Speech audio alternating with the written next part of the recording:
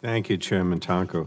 One of this committee's top priorities is combating climate change. Yesterday, I joined Chairman Tonko and Rush and other committee Democrats in announcing a bold plan to address the climate crisis by achieving a 100% clean economy by 2050. Our plan is based on the science. International scientific experts tell us we must invest in clean technologies and initiate an aggressive economy-wide effort now to achieve this goal.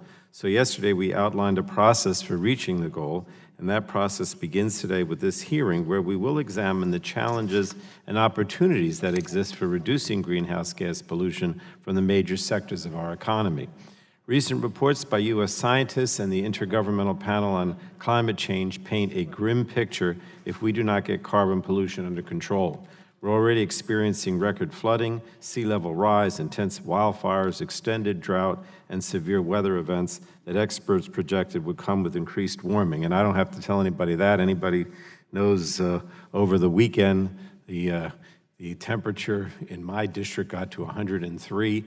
We lost power for about 30 to 40% of the homes in my home county, including my own home. And my wife called me this morning to say that power finally came on at 2:30 a.m. You know, this is what we're all facing.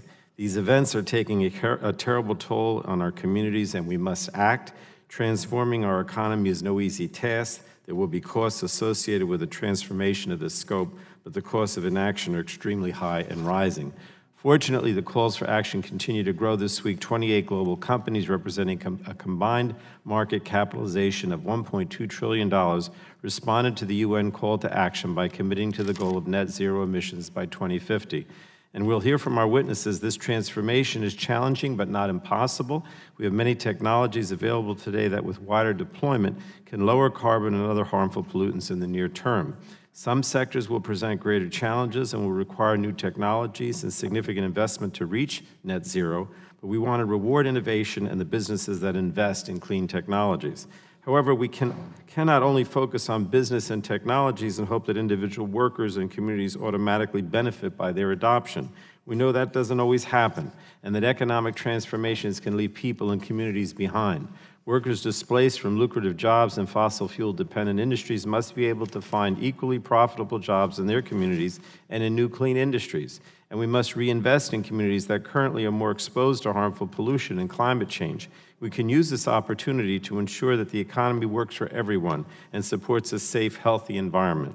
The U.S. is a leader in innovation, but we cannot stay competitive with outdated technology and infrastructure. We must get ahead in the race to a clean economy. We need to grow now. Clean industries here employ our workers to deliver modern, high-quality products to the world. And we have the talent and resources. All we need now is determination to act.